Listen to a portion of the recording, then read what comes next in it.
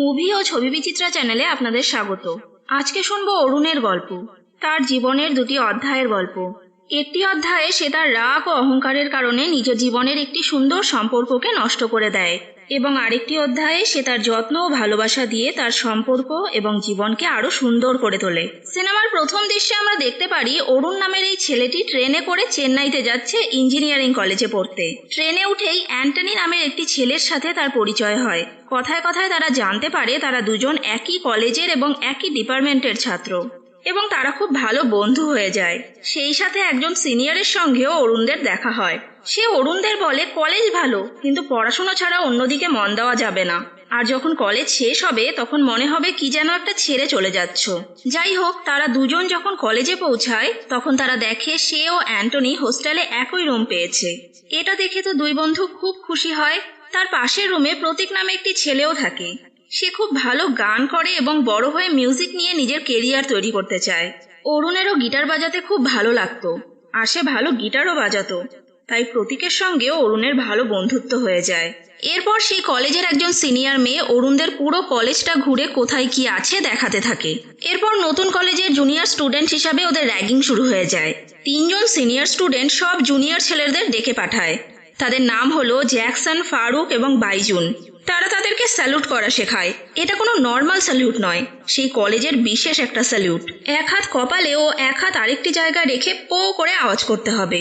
আর ওদের আরও বলে যে এখানে কোনো স্টাইলিশ ব্র্যান্ডেড ড্রেস পরা যাবে না, লোকাল মার্কেট থেকে কেনা ফর্মাল জামা কাপড় এবং আন্ডারওয়্যার পরতে হবে, এবং কি আন্ডারওয়্যার পরছে তার নাম আইডি কার্ডে লিখে রাখতে হবে। কলেজ ক্যাম্পাসে যখন সিনিয়রদের সঙ্গে দেখা হবে তখন এই বিশেষ ধরনের স্যালুট তাদেরকে জানাতে হবে। কি মুশকিল, তাই না? সেই জুনিয়র ছেলেগুলো সবাই লোকাল মার্কেট থেকে গিয়ে ফর্মাল ড্রেস আর কম দামি আন্ডারওয়্যার কিনে আনে।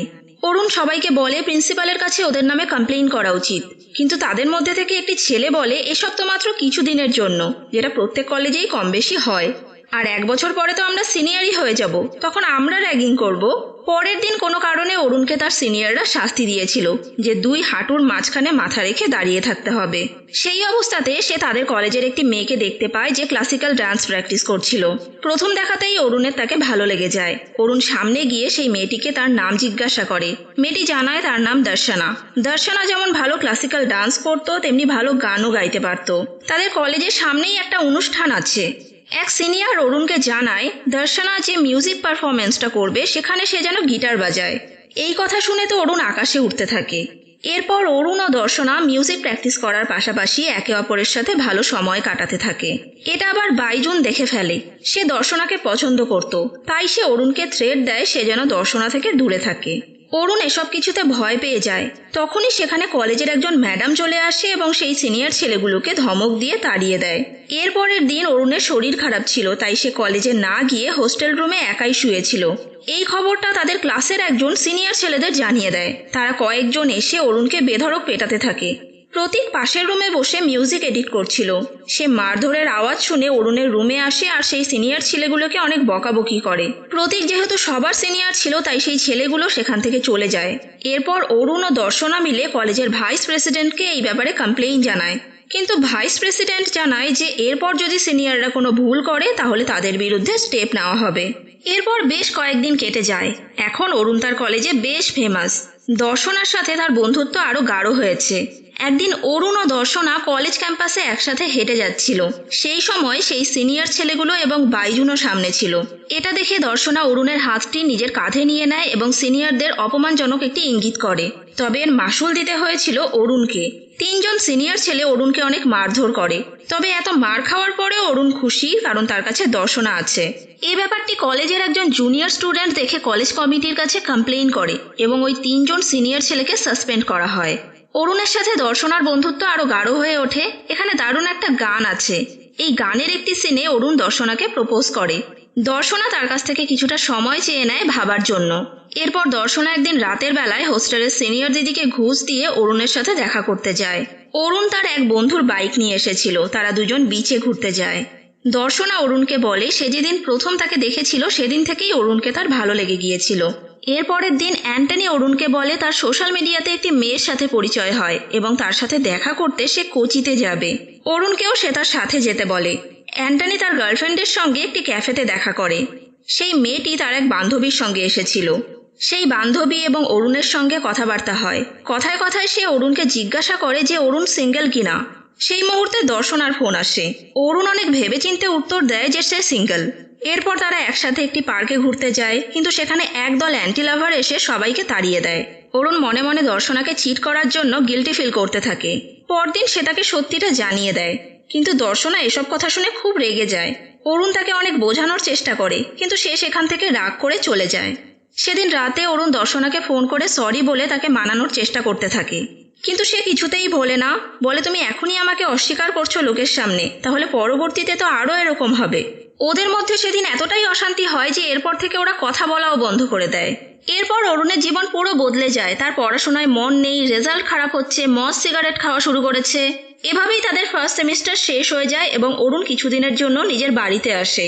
প্রথম সেমিস্টারে অরুণের রেজাল্ট খুব খারাপ হয়। এরপর সেকেন্ড সেমিস্টার শুরু হয়। এখন অরুণরা সিনিয়র, সেও একইভাবে জুনিয়রদের র্যাগিং করতে শুরু করে। একদিন অরুণ খেয়াল করে দর্শনা একটি ছেলের সাথে ক্লোজ হয়ে কথা বলছে। এটা দেখে তার খুব জেলাসি ফিল হয়, আর সেও মায়া নামে একটি নতুন স্টুডেন্টের সাথে ফ্লার্ট করতে আরম্ভ করে। সে মায়াকে বলে, তুমি চুল ছেড়ে রাখলেই তোমাকে দেখতে ভালো লাগে, যে কথাটা সে একদিন দর্শনাকেও বলেছিল। দর্শনার এটা শুনে খুব খারাপ লাগে। এরপর হোস্টেলে এক জুনিয়র স্টুডেন্টের বার্থডে পার্টি হচ্ছিল। অরুণ সেখানে গিয়ে সবাইকে মারধর করে, এমনকি যার জন্মদিন তাকেও মারে, আর বলে যে হোস্টেলে কোনো বার্থডে পার্টি করা যাবে না। আসলে দর্শনার ব্যাপারটার জন্য তার মুড এখনো খারাপ হয়ে আছে, আর সেই রাগটাই সেই জুনিয়রদের ওপর ঝাড়ছে। এর 1 মাস পরে তাদের কলেজ ফেস্টিভ্যালে কেদার নামে একজন সিঙ্গার পারফর্ম করতে আসে, এবং সেই অনুষ্ঠানের মাধ্যমে দর্শনা এবং কেদারের মধ্যে ভালো বন্ধুত্ব তৈরি হয়ে যায়। এটা দেখে অরুণ আপসেট হয়ে পড়ে এবং সেও মায়ার সাথে বন্ধুত্ব তৈরি করতে যায়, কিন্তু মায়া তাকে সেভাবে পাত্তা দেয় না। এদিকে অরুণের হোস্টেল জীবন খুবই বিশৃঙ্খল হয়ে উঠেছিল। তারা প্রায় প্রত্যেক দিন রাত্রেবেলা মদ সিগারেট খেত। একদিন তাদের কাছে সমস্ত টাকা শেষ হয়ে গেলে তারা নিজেদের বইপত্র বেচে দেয়। অরুণ সেই টাকা দিয়েও মদ খেতে আরম্ভ করে।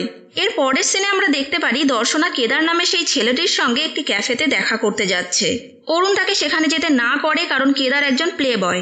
দর্শনা অরুণের কথায় কান না দিয়ে সেই ক্যাফেতে চলে যায় এবং সে তাকে বলে যে আমাদের মধ্যে আর কোনো সম্পর্ক নেই, তাই তুমি আমার জীবনে নাক গলানো বন্ধ করে দাও। তবে দর্শনার মনে একটা সন্দেহ ঢুকেই যায়। ক্যাফেতে কেদার ওয়াশরুমে যাওয়ার সময় টেবিলে তার ফোনটি ভুল করে ফেলে যায়। দর্শনা দেখে কেদারের ফোনে অনেক মেয়ের মেসেজ, এবং সেগুলি যখন সে পড়ে সে নিজের ভুল বুঝতে পারে। সে কেদারকে একটি থাপ্পড় মেরে সেখান থেকে চলে আসে।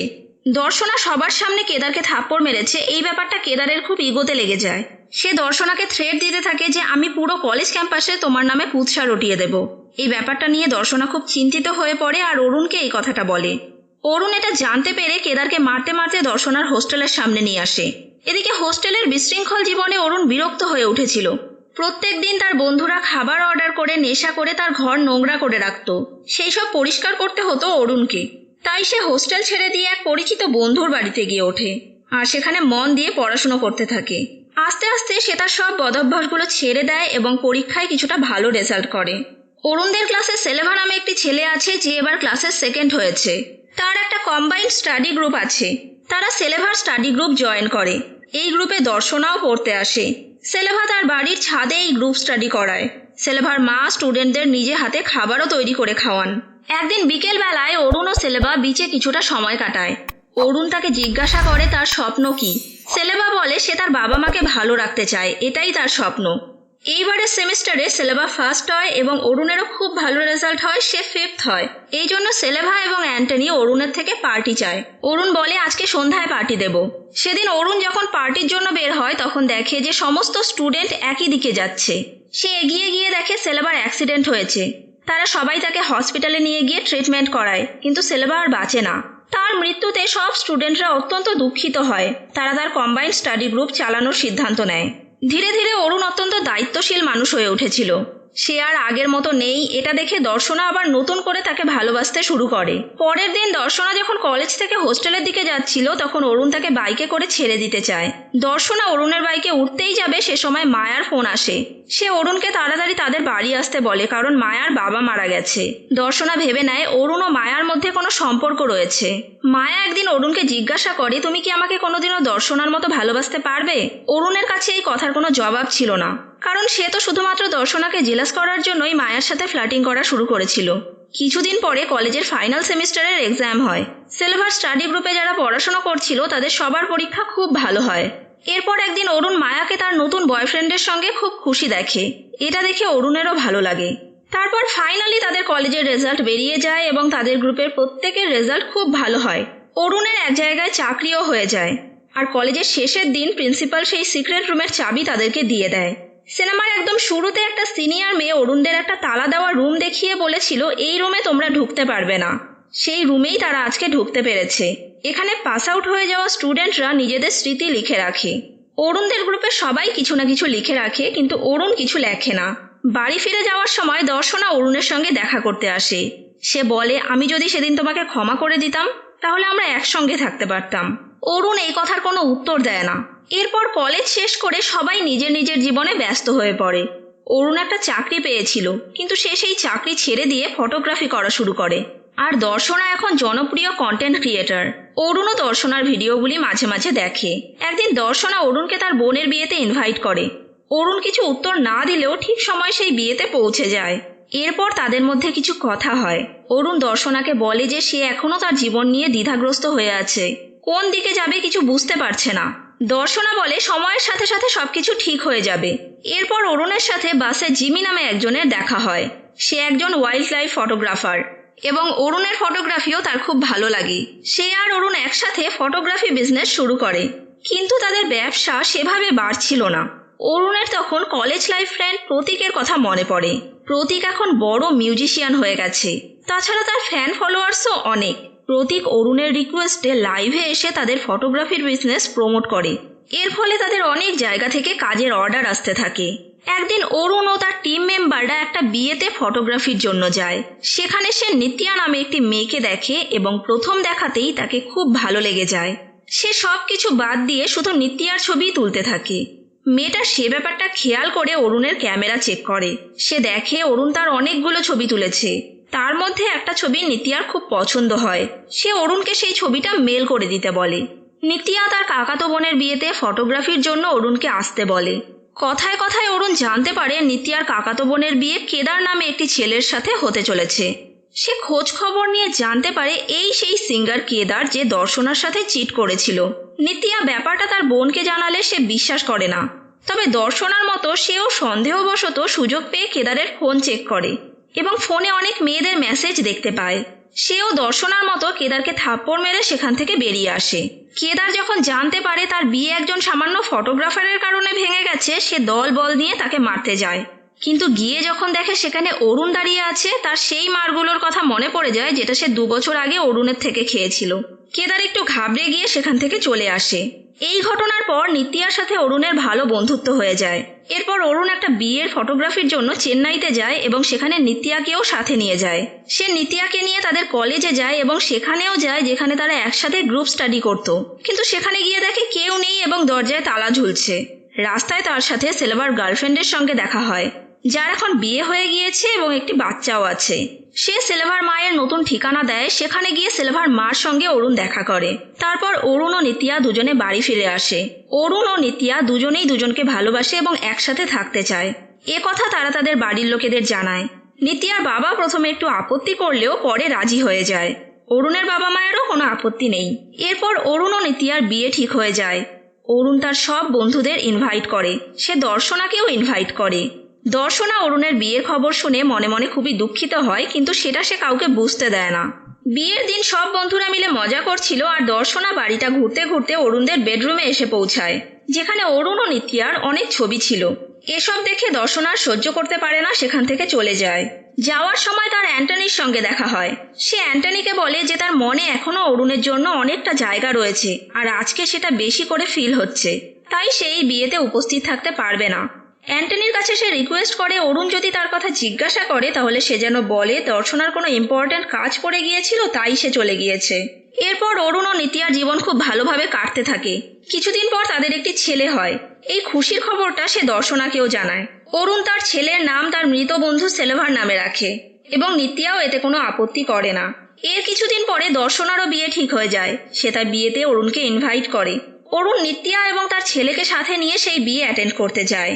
নিত্যা জানতো যে দর্শনা অরুণের এক্স গার্লফ্রেন্ড এদিকে নিত্যা আর অরুণকে একসাথে এত খুশি দেখে দর্শনা মনে মনে খুশি হতে পারে না। তবে অতীতের সব স্মৃতি ভুলে গিয়ে সে তার বর্তমানকে নিয়ে খুশি থাকতে চেষ্টা করে। সেদিন রাতের বেলা দর্শনা অরুণকে ফোন করে দেখা করতে বলে। অরুণ কিছু বুঝতে পারে না সে যাবে কি না। সে নিত্যাকে জিজ্ঞাসা করে যে দর্শনা তাকে যেতে বলছে, সে কি দেখা করতে যাবে কি না।